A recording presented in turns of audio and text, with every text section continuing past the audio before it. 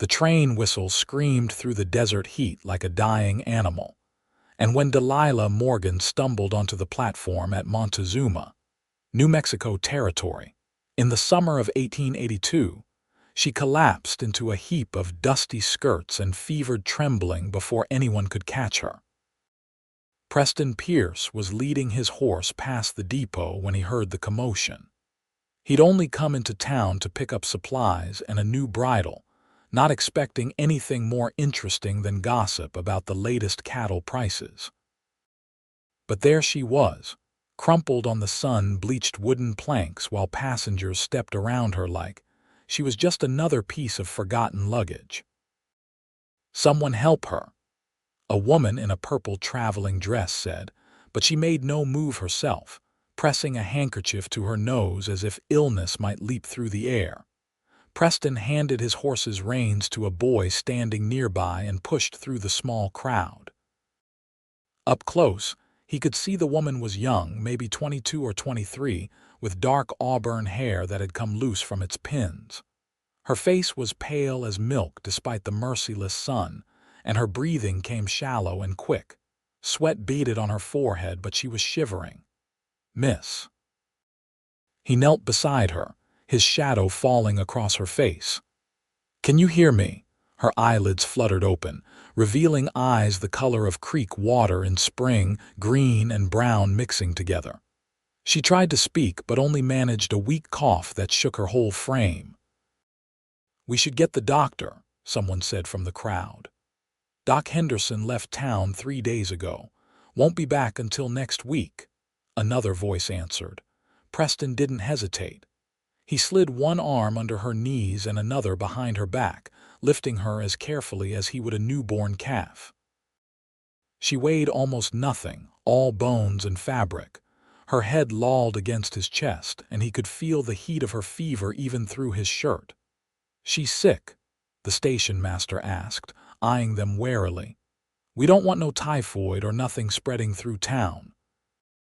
"Then maybe someone should have helped her before she fell on her face," Preston said, his voice carrying an edge that made the man step back. He'd never had much patience for people who talked about Christian charity on Sundays, but couldn't be bothered to show basic human decency the rest of the week. He carried her to his horse, trying to figure out the logistics. She stirred slightly in his arms, and her eyes opened again. "I can walk," she whispered, though they both knew it was a lie. "I reckon you could try," Preston said gently, "but I'd rather not scrape you off the ground again. Can you hold on if I put you on the horse?" She gave a small nod. He lifted her onto the saddle, and she gripped the horn with trembling fingers. Preston swung up behind her, wrapping one arm around her waist to keep her steady. She felt fragile as a bird against him. "Where are we going?" she managed to ask as he turned the horse toward the edge of town. "My place. It ain't fancy, but it's clean and quiet. You can rest there until we figure out what's ailing you and what you need. I don't even know you." But there was no real protest in her voice, just a statement of fact. She was too sick to argue and too exhausted to care. "Name's Preston Pierce. I've got a ranch about 5 miles from town. Raise cattle and horses. Never been married, if that's worrying you. My sister Martha lives with me, so you'll have a woman there. She's good with remedies and such." "Delilah," she said softly. "Delilah Morgan." "Well, Miss Morgan, let's get you somewhere you can lie down proper." The ride to his ranch was slow and careful. Every jolt made her wince, and Preston found himself talking just to keep her conscious, pointing out landmarks and telling her about the territory. She said nothing, but he felt her grip tighten on his arm whenever her awareness started to slip. The ranch came into view as the sun began its descent toward the horizon, painting everything in shades of gold and orange. It wasn't much to look at, just a sturdy house he'd built with his own hands, a barn, a few outbuildings and corrals stretching out toward the distant mesas. But it was his, every nail and board. Martha must have seen them coming because she was standing on the porch before Preston even dismounted. She was 32, 5 years older than Preston, with the same dark hair and strong features. Their mother had died giving birth to Preston, and their father had followed her 8 years back after a bad fall from a horse. Martha had never married, saying she had no interest in trading one set of cooking and cleaning for another, though Preston suspected she just never found anyone worth the trouble. "What have you brought home now?" Martha asked, already moving down the steps. She had a way of sounding exasperated and amused at the same time. "Last month it was a stray dog. Month before that, an orphaned calf. This is Miss Delilah Morgan. She needs help." Preston slid down from the horse, then carefully lifted Delilah down. Her legs buckled immediately, and he caught her before she fell. Martha's expression changed from teasing to concerned in an instant. She pressed the back of her hand to Delilah's forehead and let out a low whistle. "She's burning up. Bring her inside, quickly now." The house was dim and cool after the blazing heat outside. Martha directed Preston to the spare bedroom, a small, clean room with a single bed covered in one of their mother's old quilts. He laid Delilah down as gently as he could, and she immediately curled onto her side, her eyes squeezed shut against the pain of movement. "I'll need water, both cool for bathing her and hot for tea," Martha said, already unlacing Delilah's dusty boots. "Get the willow bark from the top shelf in the kitchen and the chamomile. Bring clean cloths too."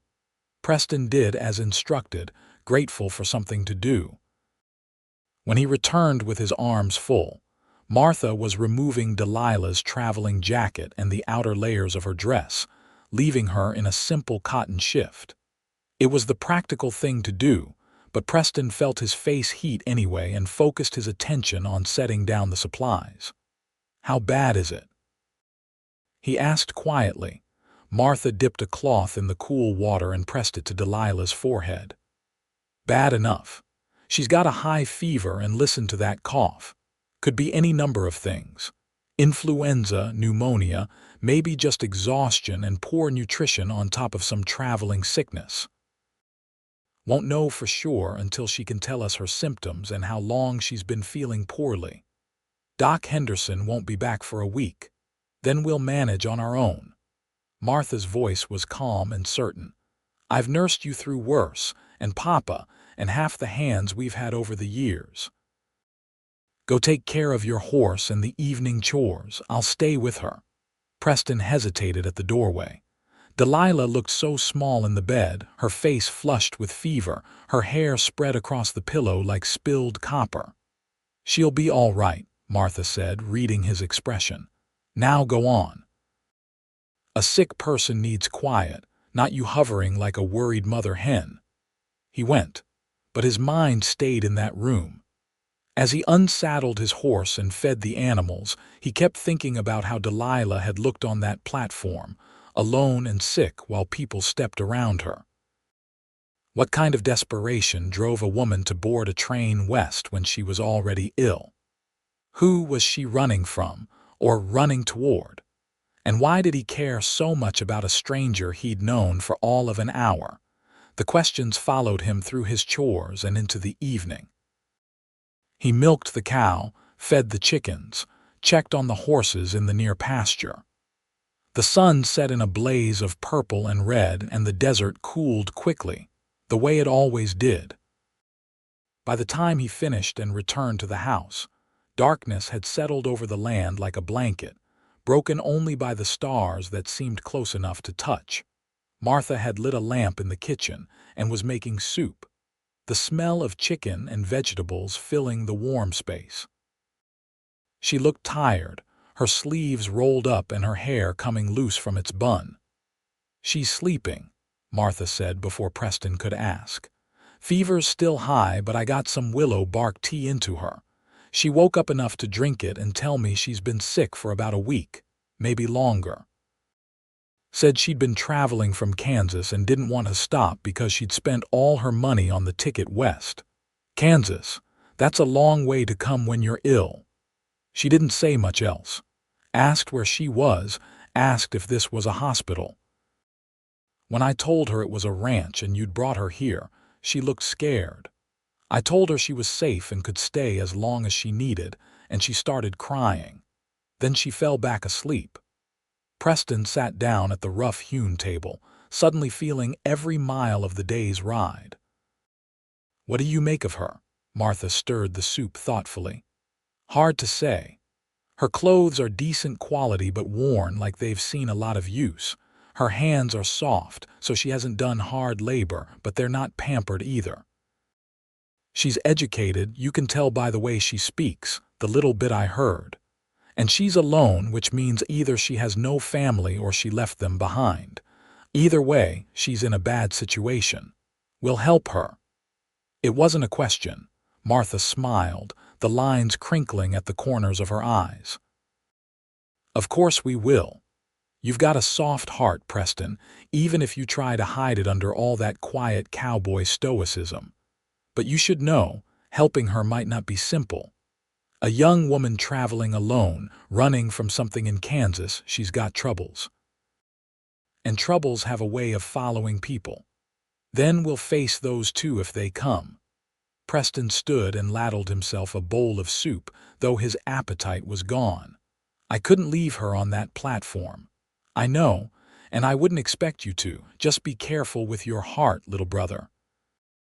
She's pretty, even sick as a dog, and you've always had a tendency to want to fix things." Preston didn't answer because there was no good response.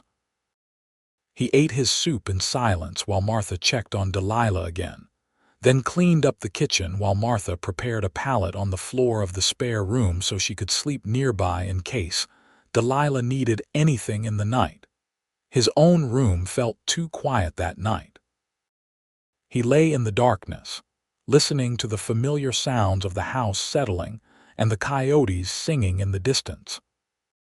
Somewhere in the next room, a woman he didn't know was fighting a fever, and he couldn't stop thinking about the way she'd looked up at him on that platform, desperate and defeated and still trying to be brave. He'd never been one for romantic notions. Life on a ranch didn't leave much room for daydreaming. You got up before dawn, you worked until sunset, and you fell into bed too tired to do much more than sleep. He'd known women, of course. There was the school teacher in town who'd made it clear she'd welcome his attention, and the widow Johnson who ran the boarding house and always smiled when he came around. But he'd never felt anything beyond mild interest, and mild interest wasn't enough to build a life on.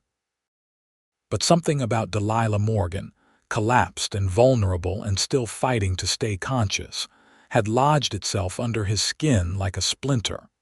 He wanted to know her story. He wanted to see her well again. He wanted to hear what her voice sounded like when it wasn't weak with fever and fear. Sleep came eventually, restless and full of half-formed dreams. The next morning dawned clear and hot, as most summer days did in the territory. Preston woke to the sound of Martha moving around the kitchen and the smell of coffee boiling on the stove. He dressed quickly and went to check on the livestock before breakfast, a habit ingrained so deep he did it without thinking. When he came back inside, Martha was sitting with Delilah, spooning broth into her mouth in tiny sips. Delilah was propped up on pillows, still pale but awake and aware. Her eyes tracked to Preston when he entered, and he saw fear flash across her face before she controlled it. "Morning," he said, staying near the doorway to give her space. "How are you feeling?" "Like I've been trampled by horses," Delilah said, her voice hoarse but stronger than yesterday. "But better than I did. Martha's been very kind. She has a gift for it." Preston poured himself coffee, keeping his movements slow and non-threatening. "You had us worried. I'm sorry for the trouble."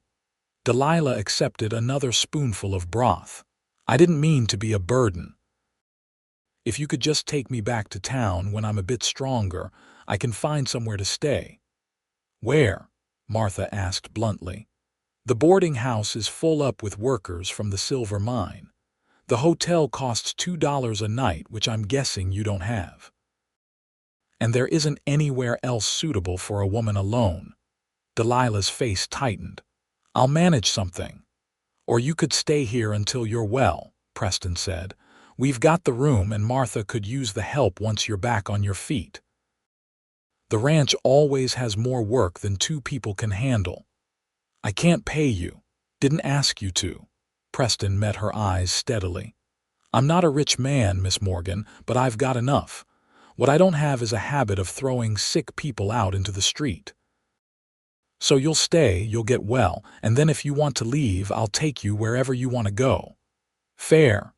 Delilah looked between him and Martha, suspicion and hope warring on her face. Preston recognized that look. He'd seen it on animals that had been mistreated, expecting every hand to bring pain. Why would you help me? You don't know anything about me. I know you need help and I can give it. That seems like enough reason to me. Preston set down his coffee cup. But if it makes you feel better, you can tell us your story when you're ready. Until then, just focus on getting well. Something shifted in Delilah's expression, like a locked door opening just a crack. Thank you, she whispered. Truly. I don't know what would have happened if you hadn't been there. Nothing good, Martha said practically. Now finish this broth and then you're going back to sleep. That fever might be down, but you're still sick. Rest is what you need most. Preston left them to it and went about his day's work. The cattle needed checking, fences needed mending, and one of the mares was due to foal any day now. The physical labor was good, keeping his hands busy even if his mind wandered. He found himself working closer to the house than usual, within earshot if Martha called for help. By midday, the heat was oppressive. Preston retreated to the barn to work on repairing a saddle that had a broken stirrup. He was focused on the leather, his hands moving with practiced skill, when he heard a sound that didn't belong. A footstep, too light to be Martha's heavy work boots. He looked up to find Delilah standing in the barn doorway, swaying slightly but upright. She'd put on a simple dress that must belong to Martha, too big in the shoulders and short in the hem. Her hair was braided loosely over one shoulder, still damp like she'd washed it. You should be in bed, Preston said, setting down his tools and standing up. I know. Martha told me the same thing in much stronger language. A ghost of a smile crossed Delilah's face. But I've been lying down for days on the train and another day here. I felt like I might go mad if I stared at those walls any longer. Can't fault you for that. Preston gestured to a hay bale. At least sit down before you fall down. Martha will have my hide if you collapse out here. Delilah made her way to the hay bale and sat carefully, like every movement hurt. Up close, Preston could see the shadows under her eyes and the way her hands trembled slightly. She was still sick, just stubborn enough to pretend otherwise. They sat in silence for a while, listening to the horses moving in their stalls and the buzz of flies in the heat. It was a comfortable quiet, the kind that didn't need filling with empty words. Preston went back to working on the saddle, aware of her watching him but not self-conscious about it. You're good with your hands, Delilah finally said. Have to be. Can't afford to pay someone else to do repairs. Preston tested the stirrup, making sure the leather was secure. Besides, I like it. There's something satisfying about fixing things, making them useful again. Is that why you picked me up off that platform? To fix me? The question was sharp, almost challenging. Preston looked up to find her watching him with those creek water eyes, trying to figure him out. I picked you up because you needed help and nobody else was offering it, Preston said honestly. As for fixing you, that's not how I see it. You're not broken, Miss Morgan. You're just dealing with circumstances that knocked you down for a while. There's a difference. Delilah's eyes got bright like she might cry, but she blinked it away. You don't know that. You don't know what I've done or where I've been. True enough. But I know what I saw. someone strong enough to get on a train and travel 1,000 miles while sick. Someone brave enough to keep going even when it would have been easier to give up. That's not broken. That's about the strongest thing I can think of. She looked away, her throat working as she swallowed hard. When she spoke again, her voice was barely above a whisper. I ran away. Preston set down the saddle, giving her his full attention. I was engaged to be married in Kansas. A man my father chose, a shopkeeper with money and prospects. Martin Henderson, 38 years old and looking for a young wife to give him sons and manage his household. The words came out flat, like she was reciting facts that had happened to someone else. I tried to be good about it. I tried to convince myself it would be fine. But then he started visiting the house, and the way he looked at me, the way he touched me when no one was watching, putting his hands on my waist, my shoulders, my face, always just a bit too familiar, too possessive. He talked about how I'd need to be obedient, how he'd teach me to be a proper wife. And my father just smiled and said I was lucky to have caught such a good match. Preston felt anger building in his chest, hot and tight. He'd heard stories like this before, too many of them. Women treated like property, their wishes and fears meaning nothing compared to money and social position. So I left. I took everything I'd saved, every penny from selling my mother's jewelry after she died, and I bought a ticket west. I thought if I could just get far enough away, I could start over, find work somewhere, maybe as a teacher or a seamstress, be my own person. Delilah laughed bitterly, but I got sick on the train, used the last of my money for food and medicine that didn't work. And then I got to Montezuma and realized I had nowhere to go and no way to get there. Does your father know where you went? I left him a letter. Told him I couldn't marry Martin Henderson, that I'd rather die alone than spend my life with a man who frightened me. He'll be furious, ashamed. We weren't wealthy, but we had standing in the community, and this will ruin that. He might look for me, or he might just tell everyone I died. I don't know which would be worse for him. Preston leaned forward, his elbows on his knees. For what it's worth, I think you did the right thing. A woman shouldn't have to marry a man who scares her, no matter what anyone says about duty or family honor. Most people wouldn't agree with you. Most people are fools. Preston caught her gaze and held it. You're safe here, Miss Morgan. If your father comes looking, if this Henderson fellow comes looking, they'll have to go through me. And I promise you, they won't find that easy. Something in Delilah's expression cracked, and she started to cry. Not the pretty tears of a lady, but the hard, gasping sobs of someone who'd been holding everything in for too long. Preston moved to sit beside her on the hay bale, close but not touching, letting her know she wasn't alone without crowding her. When the tears finally slowed, she wiped her face with her hands, embarrassed. I'm sorry. You must think I'm pathetic. I think you're human. And I think you've been through hell. Preston pulled a handkerchief from his pocket and offered it to her. Crying doesn't make you weak. Sometimes it's just what needs to happen. Delilah took the handkerchief and dried her eyes. Thank you for listening, for not judging, for everything. No thanks needed. Preston stood and offered his hand to help her up. Now come on, let's get you back inside before Martha comes looking. She made soup for lunch, and you need to eat more than just broth if you're going to get your strength back. Delilah took his hand, her fingers small and cold in his.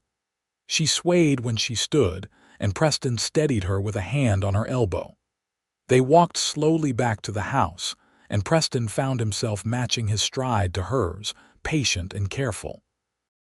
Martha was indeed waiting on the porch, arms crossed and eyebrows raised. Found her, did you? She found me, Preston said, but I'm delivering her back safe and sound. Good. Sit down, both of you. Food's ready. Martha held the door open, shaking her head. Stubborn fools, the pair of you. her for getting out of bed and you for encouraging her. But there was affection in her voice, and when she served the soup, she gave Delilah an extra large portion with fresh bread and butter. They ate together at the kitchen table, and Preston noticed Delilah's appetite was better than he'd expected. She finished everything Martha gave her and looked like she might have accepted more if offered. "That's a good sign," Martha said, clearly thinking the same thing.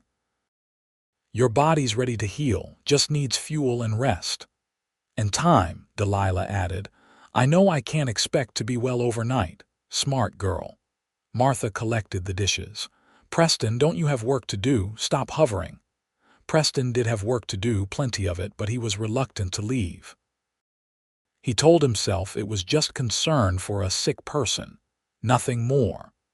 But when he caught himself watching the way afternoon light turned Delilah's hair to burnished copper, he knew he was lying to himself.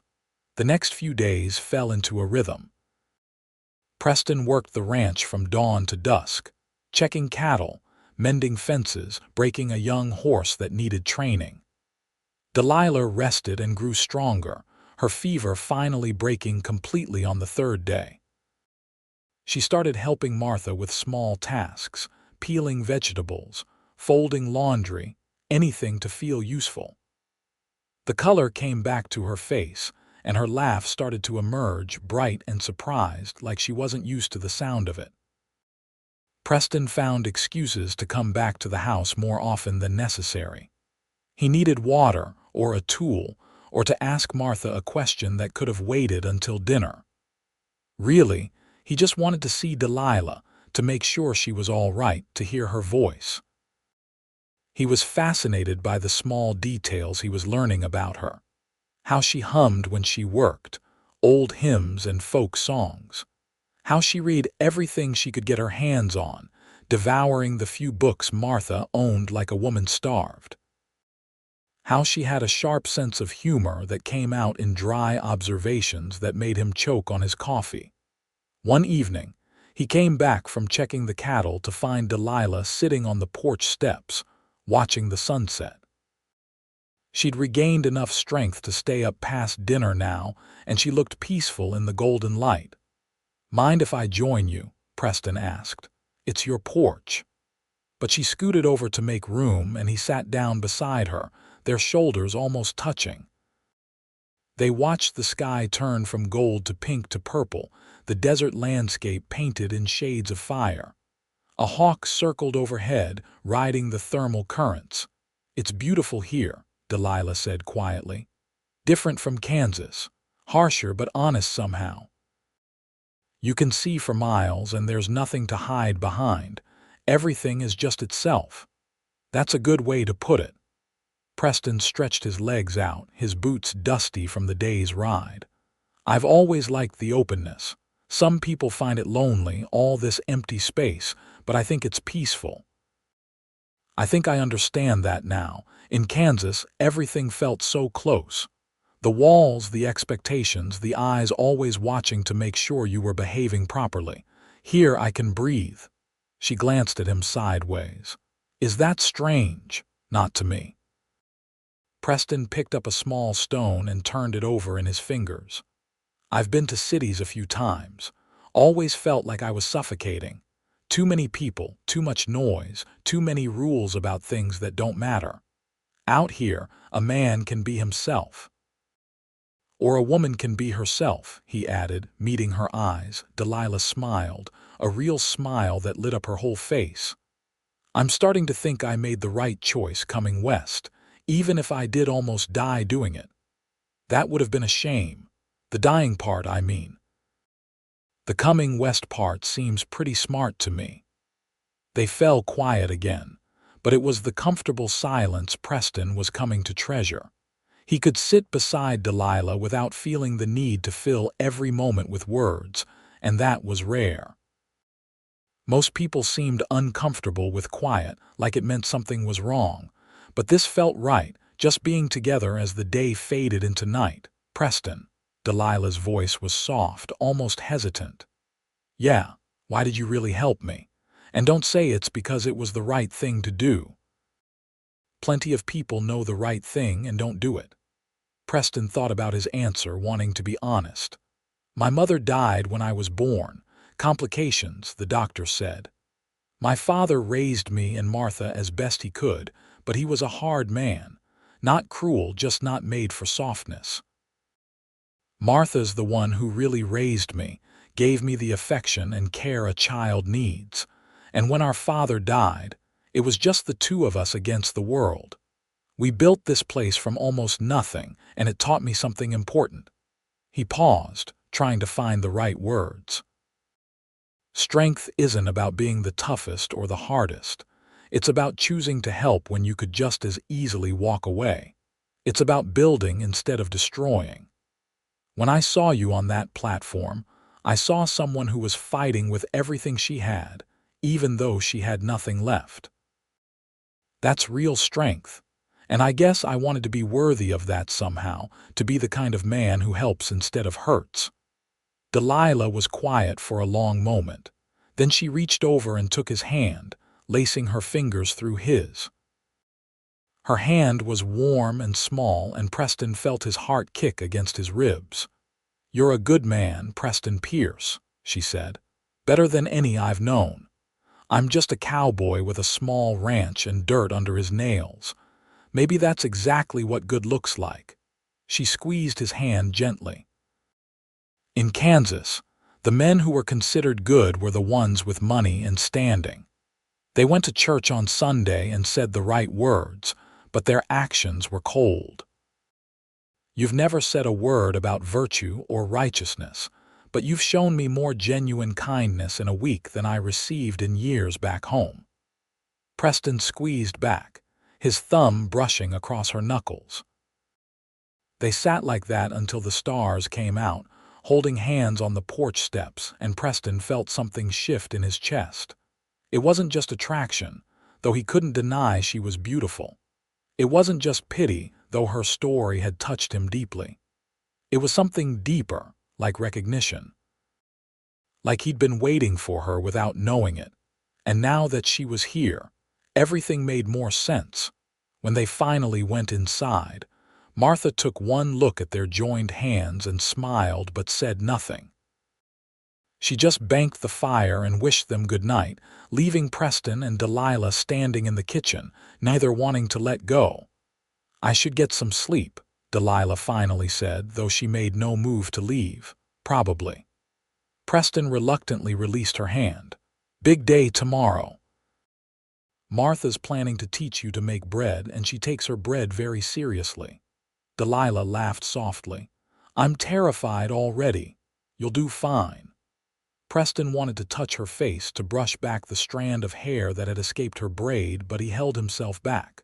Too soon, too fast.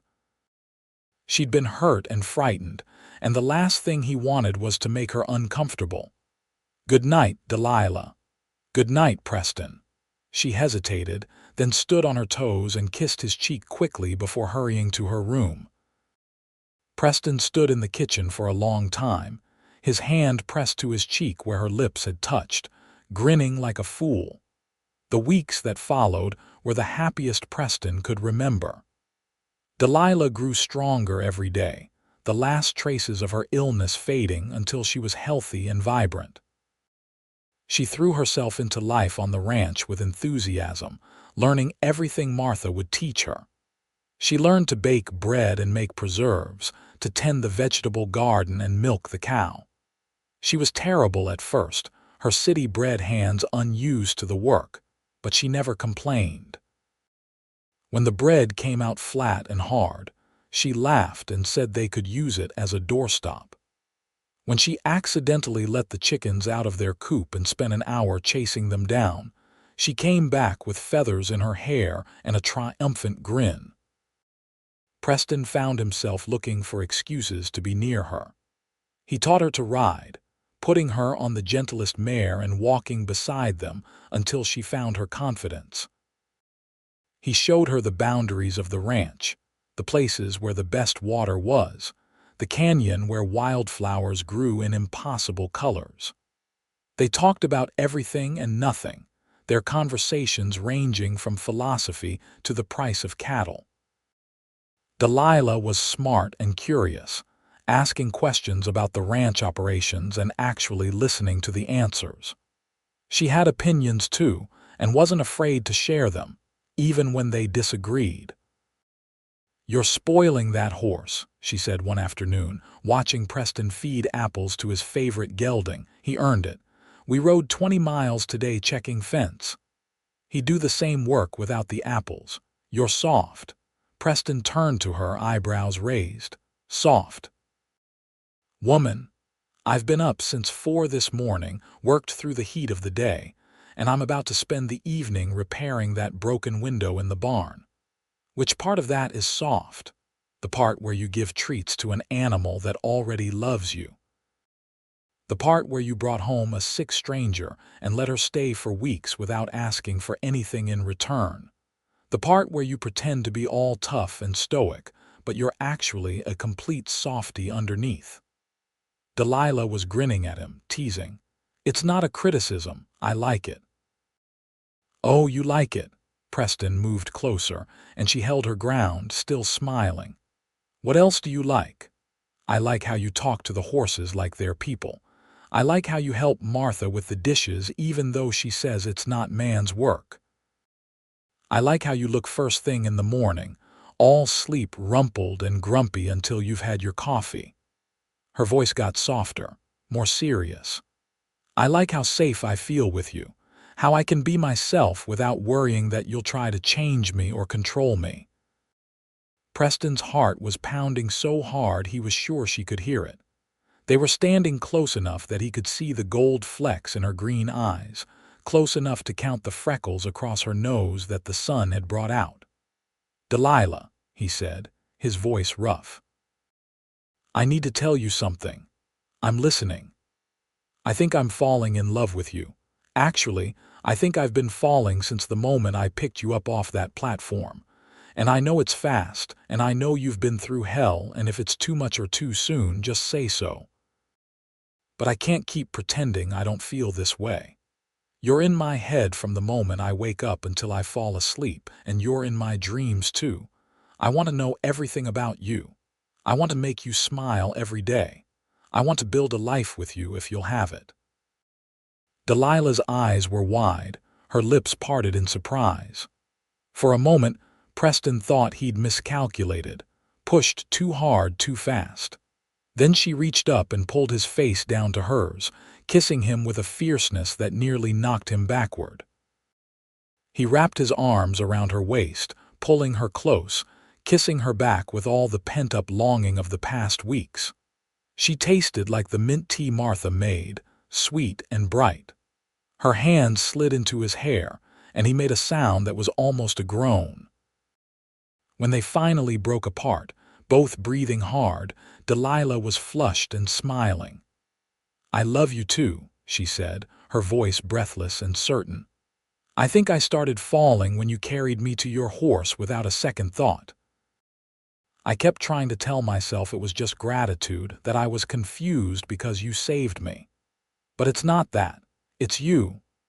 Your kindness, your strength, your terrible jokes, the way you see me as a person instead of a burden or a possession.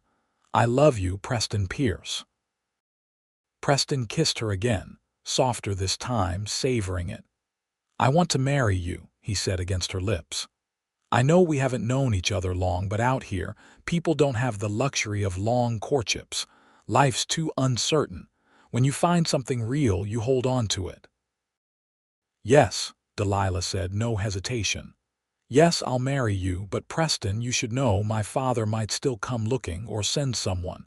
Martin Henderson has pride and he won't like being rejected. There could be trouble. Then we'll face it together." Preston cupped her face in his hands. "You're not alone anymore. Whatever comes, we handle it as a team." They told Martha that evening over dinner. She looked between them, saw their joined hands and glowing faces, and sighed dramatically. "Finally. I was starting to think you two would dance around each other forever." She raised her coffee cup in a mock toast. "Congratulations. When's the wedding?" "Soon," Preston said. We'll go into town tomorrow, talk to the preacher. No point in waiting. Agreed. Martha looked at Delilah with genuine warmth. Welcome to the family, such as it is. Fair warning, Preston snores. He's stubborn as a mule, and he will track mud through the house no matter how many times you ask him to take his boots off. I heard all that, Preston said. You were meant to. Martha laughed. But he's also loyal, hardworking, and decent to his core. You could do a lot worse. I know, Delilah said, squeezing Preston's hand. Believe me, I know. They rode into Montezuma the next day, the three of them. The town was busy with the usual traffic of miners, ranchers, and travelers passing through. Preston felt protective, his hand staying close to where Delilah rode beside him. He knew the town well enough to know there would be talk. A strange woman shows up sick, stays at his ranch, and now they're getting married. The gossips would have a field day, but he didn't care. Let them talk. He knew the truth, and that was enough. The preacher was a thin man named Reverend Samuel Watts, who ran the church at the end of Main Street. He'd been in Montezuma for 5 years, and Preston had always found him to be fair-minded and less judgmental than many men of the cloth. Preston, good to see you, Reverend Watts said, shaking his hand. And Martha, what brings you to town? We'd like you to perform a marriage, Preston said, as soon as you're able. Reverend Watts's eyebrows rose and his gaze moved to Delilah. And this would be the bride. This is Delilah Morgan, soon to be Delilah Pierce. Preston put his arm around her waist, claiming her publicly. Can you do it this week? I could do it today if you have witnesses and a good reason for the hurry. The Reverend's tone was mild, but Preston caught the question underneath. Why the rush? Is she in trouble? The reason is that we love each other and see no point in waiting, Delilah said clearly. I know there will be talk, a stranger marrying a rancher after only a few weeks, but I promise you, Reverend, this is real. I'm not running from one bad situation into another. I'm choosing the man I love of my own free will. Reverend Watts studied her face, then Preston's, and whatever he saw there seemed to satisfy him. All right, then. Today it is, if you're certain. I'll need 2 witnesses. Martha stepped forward. You have 1. I'll stand witness. The voice came from behind them, and Preston turned to see Tom Crawford, one of the ranchers whose land bordered his. Tom was in his 50s, a widower with grown children and a man Preston respected. Preston's a good man. If he says she's the one, that's good enough for me.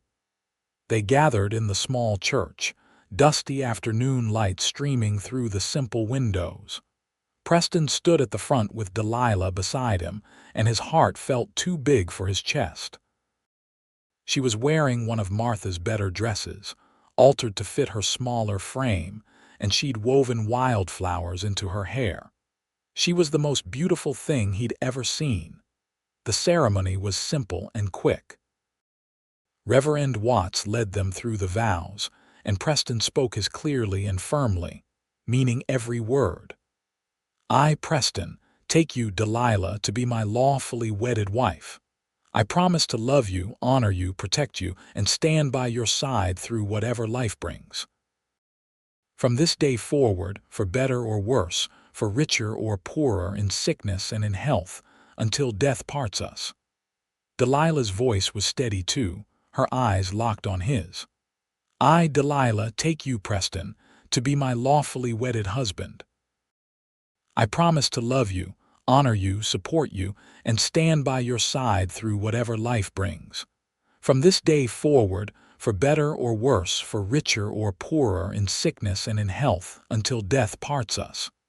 You have rings? Reverend Watts asked. Preston pulled a simple gold band from his pocket. It had been his mother's, the only thing of hers he owned. Martha had given it to him that morning with tears in her eyes. She would have loved Delilah, she'd said. She would have been so happy for you. He slid the ring onto Delilah's finger, and it fit perfectly, like it had been made for her. Delilah produced a ring too, one she'd bought that morning at the general store with money Martha had loaned her, a plain silver band that she placed on Preston's hand with trembling fingers. "Then by the power vested in me, I pronounce you husband and wife. Preston, you may kiss your bride." Preston didn't need to be told twice. He pulled Delilah into his arms and kissed her while Martha cried happy tears and Tom Crawford clapped him on the back. When they broke apart, Delilah was laughing and crying at the same time, and Preston felt like he might burst from sheer joy. They signed the register, making it legal and official. Delilah Pierce. The name looked right, like it had always been meant to be. Tom insisted on buying them dinner at the hotel restaurant, the nicest meal Montezuma had to offer. They ate steak and potatoes and fresh vegetables, and Tom told stories about Preston as a boy that made Delilah laugh until she had tears streaming down her face. "He was the most serious child," Tom said, cutting his steak. "Even at 10 years old, he'd talk about his plans for the ranch like he was a grown man, but put him near a horse and he'd light up like Christmas morning. I knew then he'd make something of himself." "He's made something wonderful," Delilah said, looking at Preston with such open affection that he felt his face heat. "I'm the luckiest woman alive." "And I'm the luckiest man," Preston countered, taking her hand across the table. They rode back to the ranch in the late afternoon, tired but happy. Martha tactfully announced she'd be sleeping in the barn loft for the night, claiming it was cooler up there anyway, giving them privacy. She disappeared with a knowing smile and a bundle of blankets, leaving Preston and Delilah alone in the house. The sun was setting, painting everything in shades of gold. Preston led Delilah to his room, their room now, suddenly nervous. He'd been with women before, but this felt different. This mattered more than anything ever had. "We don't have to," he said, standing in the doorway. "If you're not ready, if it's too much after everything you've been through, we can wait." Delilah turned to him, her eyes soft. "Preston, I want this. I want you. Not because I'm grateful, not because I feel obligated. Because you're my husband and I love you, and I've wanted this since the first time you kissed me." She began unbuttoning her dress, and Preston moved to help her, his hands gentle but eager. They undressed each other slowly, learning the landscape of each other's bodies, kissing and touching and whispering words of love. When Preston finally laid her down on the bed, she pulled him close without fear, without hesitation.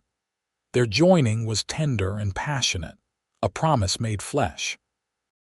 Preston took his time, making sure she felt cherished, loved, safe. And when they finally came together completely, Delilah cried out his name like a prayer, and Preston felt something in his soul click into place. This was where he belonged. With her, always with her. Afterward they lay tangled together, skin cooling in the evening breeze that came through the window. Delilah traced patterns on Preston's chest, her head tucked under his chin. "I never knew it could be like that," she said quietly. "Gentle, loving." "Every time Martin Henderson looked at me, I felt sick. I was so afraid the marriage bed would be something to endure, but with you it was beautiful." Preston tightened his arms around her, hating the fear she'd carried. "It will always be like this. You're not something I take, Delilah. You're someone I love. Your pleasure matters as much as mine. Your comfort, your happiness, they're everything to me. I know." She kissed his chest, right over his heart. "That's why I love you." They fell asleep like that, wrapped around each other, and Preston slept better than he had in years. The next few months were a golden time. Delilah settled into her role as Preston's wife with enthusiasm and joy. She learned the rhythms of the ranch, the patterns of the seasons. She could ride now with confidence, often accompanying Preston when he checked the cattle.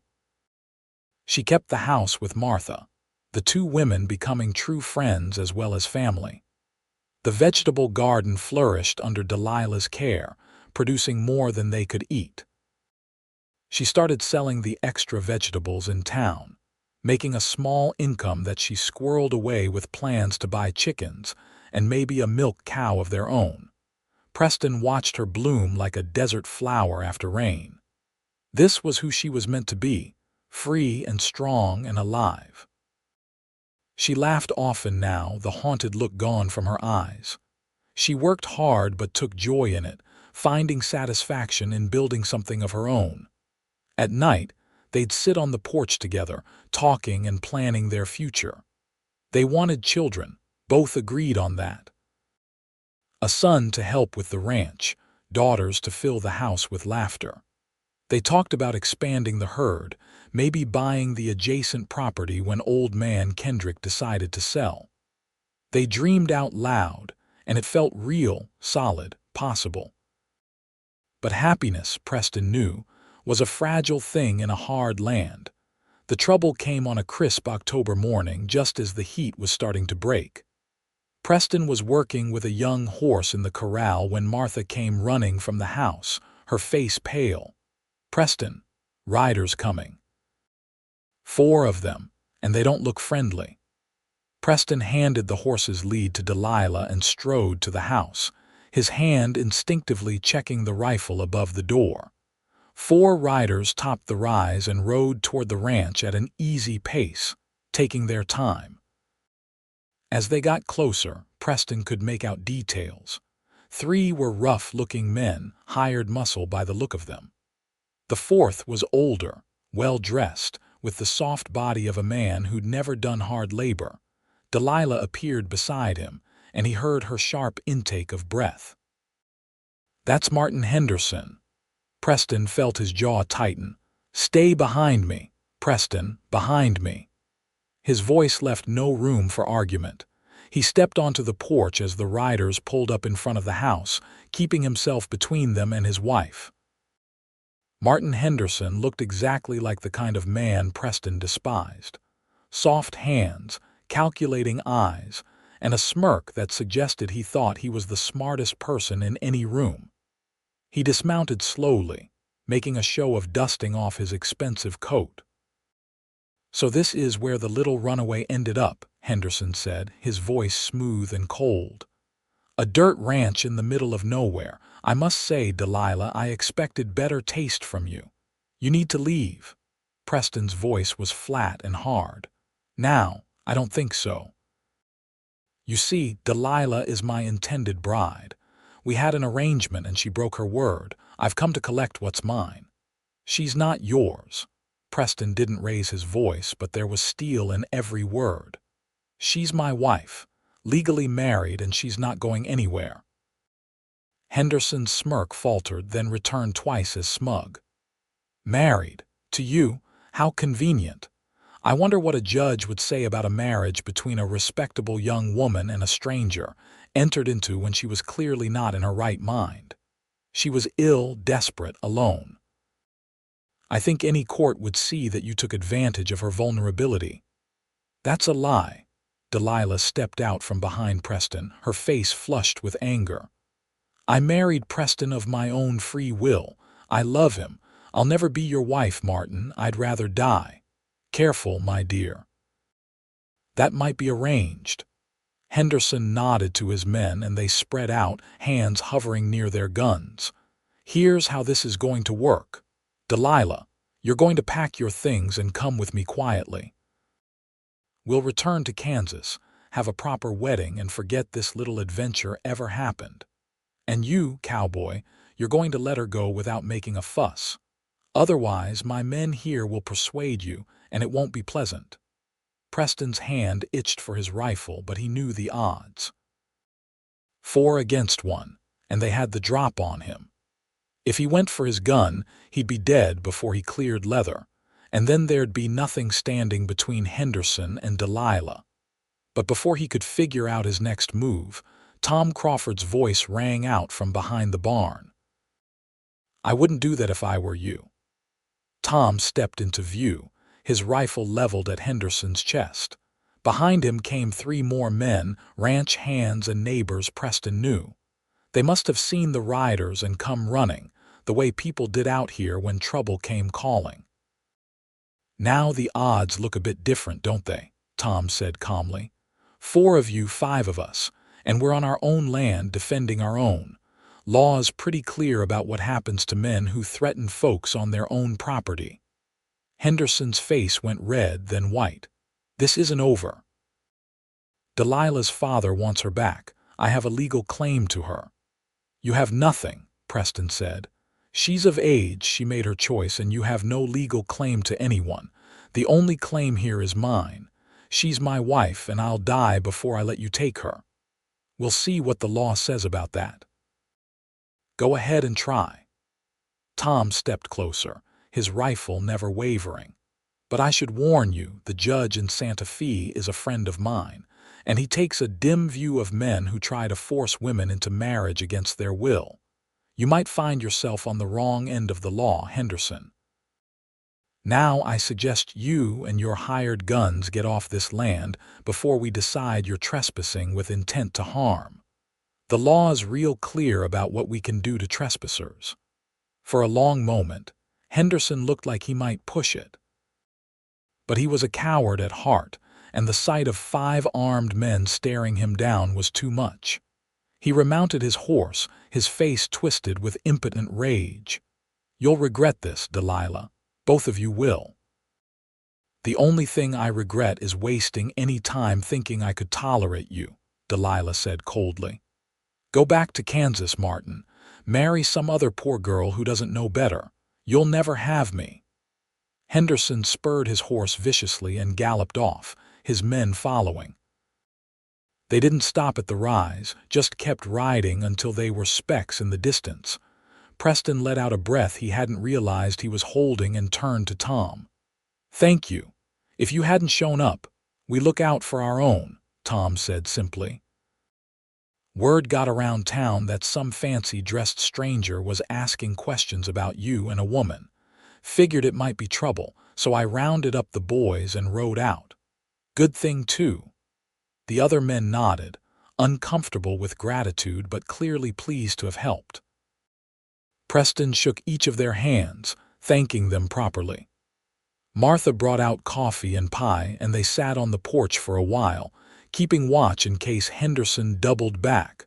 But Henderson didn't return. As the afternoon wore on and no trouble came, the men eventually headed back to their own ranches, promising to keep an eye out. Tom was the last to leave. He might try the legal route, Tom warned. "File papers, make claims. You should get your own lawyer, document the marriage, make sure everything is ironclad." "I will. First thing tomorrow I'll ride to Santa Fe." Preston clasped Tom's shoulder. "I owe you, Tom. Anything you need, you just ask. Don't need anything except to see you two happy." "That's payment enough." Tom smiled. "She's good for you, Preston. I can see it. You hold on to her." "I plan to." After Tom left, Preston found Delilah sitting on their bed staring at her hands. He sat beside her and she immediately leaned into him, seeking comfort. "I'm sorry," she whispered. "I brought this trouble to your door. I should have known Martin wouldn't give up so easily. His pride wouldn't let him. You have nothing to be sorry for." Preston tilted her chin up so she had to meet his eyes. "You hear me? Nothing. That man's ego and cruelty aren't your responsibility. You didn't cause this. He did. But what if he comes back? What if he brings the law or more men? Preston, I can't lose you. I just found you. You're not going to lose me." Preston pulled her close, feeling her shake with suppressed tears. "We'll go to Santa Fe, get a lawyer, make sure all the paperwork is legal and binding. We'll document everything, your reasons for leaving, his behavior, all of it. And if he tries anything else, we'll face it together. You're not alone, Delilah. You have me, you have Martha, you have this whole community. We don't abandon our own. I've never had that before. People who'd stand up for me just because it was right." Delilah's voice was muffled against his chest. "I don't know how to handle it. You don't have to handle anything. Just let people care about you. Let me care about you. Preston kissed the top of her head. We're going to be fine. Henderson's a bully and a coward. He only has power when he can intimidate someone alone and vulnerable. You're neither of those things anymore.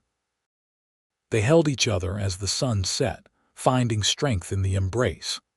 That night they made love with a desperate edge, holding on to each other like the world might try to tear them apart. And in the quiet hours before dawn, Preston made a silent vow. He'd keep her safe. Whatever it took, whoever he had to face, Delilah would never have to fear Martin Henderson or any other man again. True to his word, Preston rode to Santa Fe the next week. He brought all the documents, the marriage certificate, testimonies from Martha and Tom and Reverend Watts. He hired the best lawyer in the territory, a sharp-eyed woman named Elena Vasquez who listened to his story and immediately understood the stakes. This isn't uncommon, she said, making notes. Men of means thinking they can force women into marriage or reclaim them if they escape. The law is slowly changing, but it's still weighted toward men in these situations. However, you have some strong points in your favor. She's of legal age, the marriage was properly conducted with witnesses, and there's documented evidence of her choosing to leave. Did he ever hurt her physically? Not that she told me, but he frightened her, touched her without permission, made threats about how he'd control her after marriage. That's harder to prove, but combined with everything else, it builds a case. I'll draw up additional documents, affidavits stating her mental soundness at the time of marriage, her willing consent, the whole picture. If Henderson tries to bring a legal challenge, we'll be ready. Elena looked up from her notes. But be prepared for this to get expensive if it goes to court. And ugly. He'll try to destroy her reputation, paint her as unstable or improper. Can she handle that? She's stronger than anyone gives her credit for, Preston said firmly. But she shouldn't have to go through it. No, she shouldn't. But the world isn't fair to women, Mr. Pierce. Surely you've noticed. I have. Doesn't mean I have to accept it. Elena smiled, the first genuine warmth she'd shown. I think your wife is a lucky woman. Give me 2 weeks and I'll have everything prepared. In the meantime, keep records of everything. If Henderson or anyone connected to him contacts you, write it down. Dates, times, what was said. If this goes to court, details matter. Preston returned to the ranch with the lawyer's promises and a sense of grim determination. He told Delilah everything, and she listened with her jaw set and her eyes bright. Let him try, she said. I'm not running anymore. This is my home. You're my husband, and I'll fight for that with everything I have. The weeks passed, tense but quiet. Preston and Delilah went about their lives, working the ranch, building their future. But there was an edge to everything now, a watchfulness. Preston checked the horizon more often. He made sure guns were cleaned and loaded, just in case. Tom and the other neighbors stopped by regularly, making sure everything was all right, but Henderson didn't return. No legal papers arrived. It was like he'd vanished, and that worried Preston more than threats would have. Men like Henderson didn't give up. They just changed tactics. The answer came in December when the first snow was dusting the mesas. A letter arrived, addressed to Delilah in a woman's handwriting. Preston brought it to her, and she opened it with trembling hands. It was from her father's housekeeper, a kind woman named Mrs. Roberts, who had been more of a mother to Delilah than her own mother had been before she died. The letter was short and to the point. Delilah's father had fallen ill, seriously ill. He was asking for her, wanting to make peace before he died. He'd renounced the engagement to Henderson and wanted only to see his daughter one last time. Delilah read the letter twice, then looked up at Preston with tears in her eyes. It could be a trap. It could be, Preston agreed. Or it could be real. Is this Mrs. Roberts someone you trust? With my life. She helped me escape, gave me money when I had none. She was the only one who listened when I said I was afraid of Martin. Delilah stared at the letter. If my father really is dying, if he wants to make peace, I need to go. I need to hear him say he's sorry for trying to force me into that marriage. I need closure. Then we go. Preston took her hand. Both of us. Martha can handle the ranch for a few weeks. We'll travel together and I don't leave your side. If it's real, you get your goodbye. If it's a trap, they'll have to go through me. They left a week later after making arrangements for the ranch. Martha was perfectly capable of running things in their absence, and Tom promised to check in regularly. The journey to Kansas was long and cold, the train rattling through winter landscapes that grew progressively flatter and more foreign to Preston's eyes. Delilah was quiet for much of the trip, lost in memories and worry. Preston stayed close, offering silent support and comfort. He could see her gathering her strength, preparing herself for whatever waited at the end of the line. When they finally arrived in the small Kansas town where Delilah had grown up, it was snowing hard, fat flakes that turned everything white and quiet. The town looked prosperous and proper, with neat houses and well-maintained streets. It felt suffocating to Preston, all those eyes and rules and expectations pressing in. They took a room at the local boarding house, and Preston insisted on accompanying Delilah to her father's house. She didn't argue, taking his arm gratefully as they walked through the familiar streets. People stared openly at them as Delilah returned and this tall, sun-bronzed stranger beside her. Her father's house was a trim two-story affair, painted white with green shutters. Mrs. Roberts answered the door and her face crumpled when she saw Delilah. "Oh, my dear girl," she sobbed, pulling Delilah into a fierce hug. "I'm so glad you came, so glad you're all right." "Is he really sick?" Delilah asked. "Very. The doctor says it's his heart. He's been failing for weeks." Mrs. Roberts wiped her eyes and looked at Preston. "And who might you be?" "Preston Pierce, madam, Delilah's husband." Mrs. Roberts's eyes widened, then she smiled. "Well, good for you, child. Does your father know?" "Not yet." Delilah took a breath. "Is he awake? Can I see him?" "He's upstairs." "But Delilah, you should know, Martin Henderson has been here. He's been telling people you were kidnapped, that you were tricked into marriage, all sorts of lies. Your father didn't believe him, sent him away, but there's been talk in town." "Let them talk," Preston said firmly. "We know the truth, and we have the documents to prove it if needed." Mrs. Roberts led them upstairs to a bedroom that smelled of sickness and old age. The man in the bed was thin and gray, a shadow of the stern father Delilah remembered. But his eyes were alert and they filled with tears when he saw his daughter. "Delilah, you came. You asked for me." Delilah moved to the bedside, Preston staying back to give them space but keeping her in sight. "Mrs. Roberts said you were ill, dying." Her father's voice was weak but clear. "And I needed to tell you I was wrong, so wrong. I tried to force you into a marriage that would have destroyed you, all because I cared more about money and standing than your happiness. Can you forgive me?" Delilah was crying now, silent tears streaming down her face. "I hated you for so long. For not listening, for not protecting me from Martin. But you're my father, I can forgive you. Thank you." Her father reached out a trembling hand and Delilah took it. "Tell me about your life. Mrs. Roberts said you're married."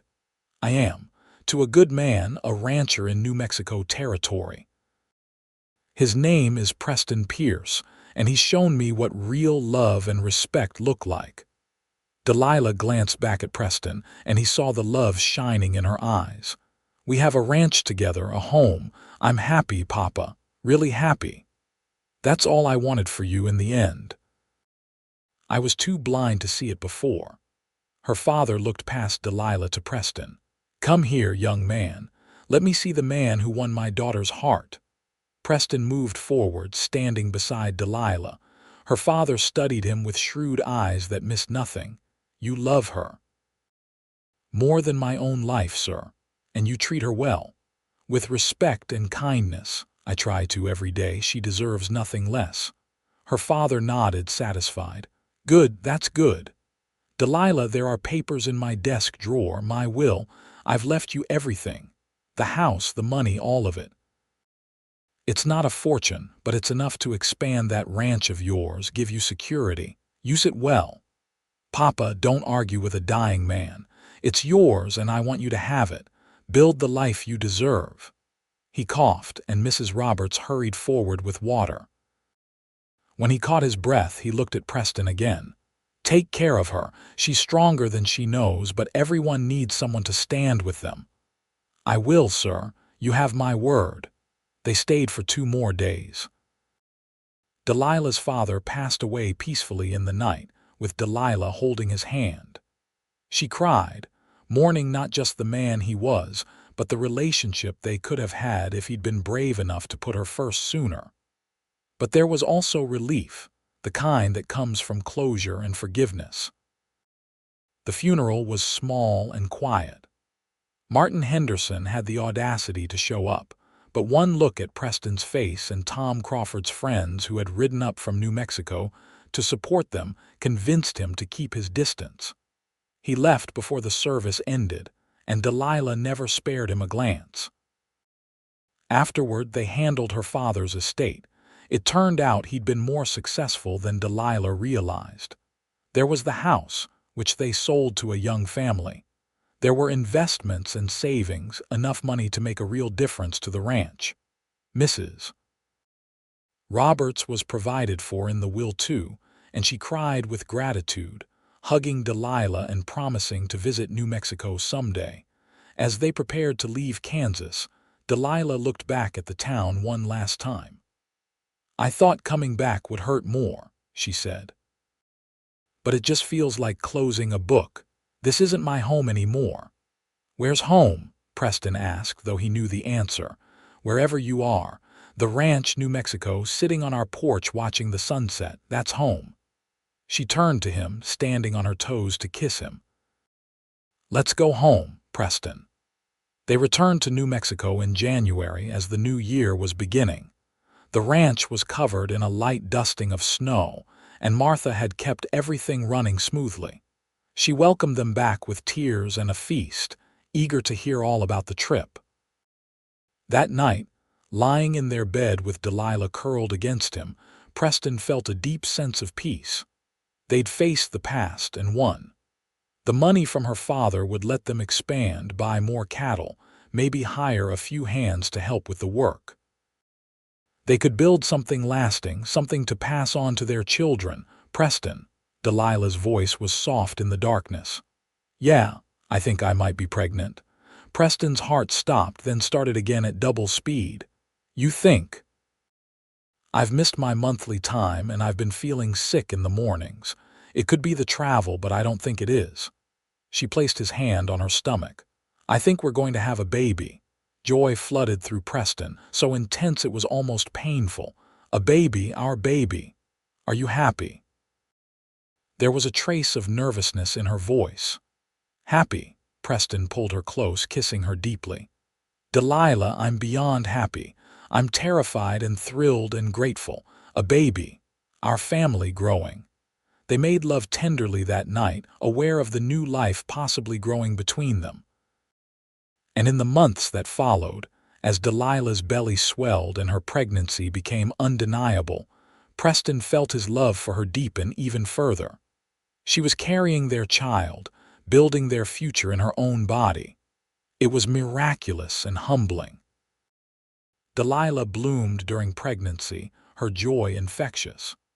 She sang while she worked, her hands always resting on her growing stomach. She talked to the baby constantly, telling it about the ranch, the horses, the family waiting to meet it. Preston caught her one afternoon sitting in the nursery they'd prepared, holding tiny baby clothes and crying happy tears. "I used to think I'd never have this," she confessed when he sat beside her. I thought I'd either be trapped in a loveless marriage or alone forever. But now, I have you and our child in this life that's more than I ever dreamed possible. You deserve every bit of it, Preston said, kissing her temple. And our baby is going to be so loved, so wanted. That's what matters. The baby came in early August during the height of summer heat. Delilah labored for hours, Preston holding her hand and feeling more helpless than he ever had in his life. Martha was there, calm and capable, guiding Delilah through it. When the baby finally emerged, red-faced and screaming, Preston felt tears streaming down his face. "It's a boy," Martha announced, wrapping the baby in a clean blanket. A healthy, loud boy. She placed the baby in Delilah's arms, and Preston watched his wife fall in love all over again. She looked down at their son with such wonder, such fierce protectiveness, that Preston's chest felt too tight. "Hello, little one," Delilah whispered. "Welcome to the world. We're your parents and we love you so much already." Preston reached out to touch his son's tiny hand, and the baby's fingers curled around his, gripping with surprising strength. "He's perfect," Preston said, his voice choked. "Absolutely perfect." They named him James after Preston's father, with the middle name Robert after Delilah's father. Little James Pierce, heir to a ranch and a love story that had started with a collapse on a train platform and grown into something beautiful and lasting. Life settled into a new rhythm. Delilah recovered from the birth, and they adjusted to being parents. James was an easy baby, all things considered, sleeping well and growing strong. Preston would often find Delilah nursing him in the rocking chair, singing softly, and the sight never failed to move him. The ranch prospered too. With the money from Delilah's inheritance, they bought more land and expanded the herd. They hired 2 hands, good men who worked hard and respected Delilah as much as Preston. The ranch became known as one of the best-run operations in the territory, and Preston credited much of that to Delilah's sharp mind for business and her innovative ideas. 2 years later, they had a daughter, a tiny thing with Delilah's auburn hair and Preston's dark eyes. They named her Martha Alina, after Preston's sister and the lawyer who had helped protect their marriage. Martha the elder cried for a week straight, so proud and touched to have her namesake. The years flowed by, marked by the seasons and the growth of their children. James grew into a serious boy who loved the horses, following Preston around from dawn to dusk. Martha Alina, or Ellie as they called her, was wild and free, climbing trees and catching lizards, much to Delilah's amused exasperation. 2 more children followed, another boy named Thomas after Tom Crawford, and a surprise late baby, a girl they named Rose just because Delilah loved the sound of it. Through it all, Preston and Delilah's love only deepened. They had their arguments, of course. Delilah's stubborn streak clashed with Preston's quiet insistence, and there were nights they went to bed angry. But they always worked it out, always came back together. The foundation they'd built was too strong to be shaken by everyday conflicts. On their 10th wedding anniversary, Preston took Delilah back to the spot where he'd first brought her, sick and weak, on his horse. They stood looking out at the ranch, now thriving and full of life. "You remember that day?" Preston asked, his arm around her waist. "Every detail." "I was so scared, so sick. I thought I might be dying." Delilah leaned into him. "And then you picked me up like I weighed nothing and told me I could rest. No one had ever done that before, just helped without asking for anything in return. I saw something in you that day. Strength, determination, the will to keep fighting even when everything was against you. I couldn't walk away from that." "You saw me," Delilah said simply. "When everyone else saw a burden, you saw a person worth helping. That changed everything." They stood in silence, watching the sun set over their land. Their children were playing in the yard, their laughter floating on the evening breeze. Martha was on the porch, snapping beans for dinner. The cattle were lowing in the distance, and the horses were nickering in their stalls. "This is everything I never knew I wanted," Preston said. "You, the children, this life. I thought I'd be content just working the ranch alone, but I didn't know what I was missing." "You made me whole, Delilah." "We made each other whole," Delilah corrected. "I was running, scared, trying to survive. You gave me a place to belong, a purpose beyond just existing. We built this together." Preston pulled her close and kissed her, deep and long the way he had on their wedding day. After 10 years and 4 children, she could still make his heart race. She was his partner, his love, his home. As they walked back to the house hand in hand, Delilah suddenly stopped. "Preston." "Yeah, thank you. For being at that train station, for seeing me when I'd become invisible to everyone else, for loving me when I couldn't love myself. For building this life with me." Preston cupped her face in his hands, looking into the eyes that had captured him from the first moment. "I'd do it all again in a heartbeat. Every moment, every challenge, every joy. You're the best thing that ever happened to me, Delilah Pierce. And you're mine." They continued to the house, where Martha had dinner waiting and the children were clamoring for their attention. James wanted to tell his father about the new colt that had been born that morning. Ellie had drawn a picture that was mostly scribbles but which she insisted was the whole family. Thomas had lost a tooth and wanted to show everyone. Baby Rose just wanted to be held, her chubby arms reaching for her mother. It was chaos and noise and love, so much love it filled every corner of the house.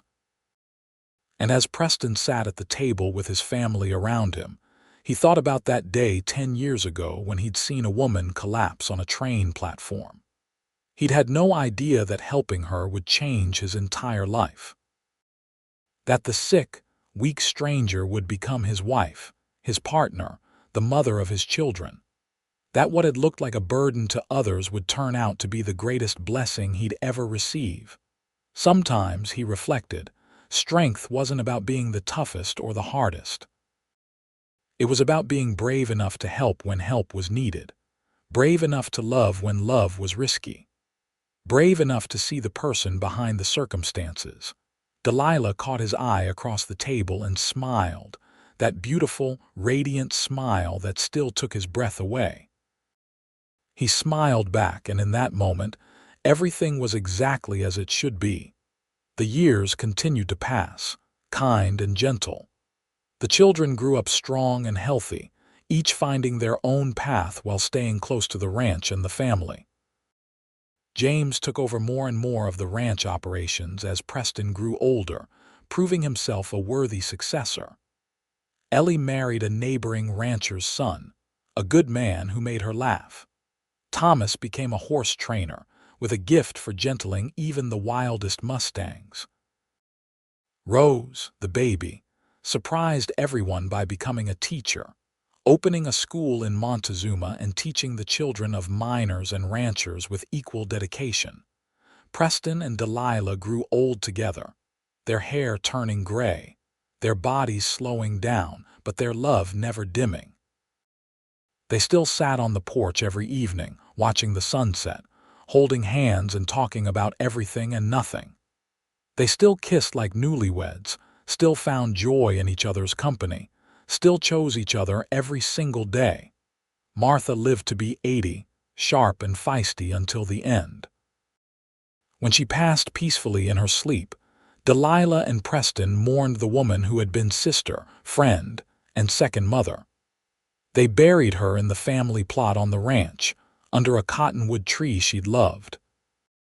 Tom Crawford lived to see his grandchildren grow up, and he never stopped reminding Preston that he'd been the second witness at their wedding.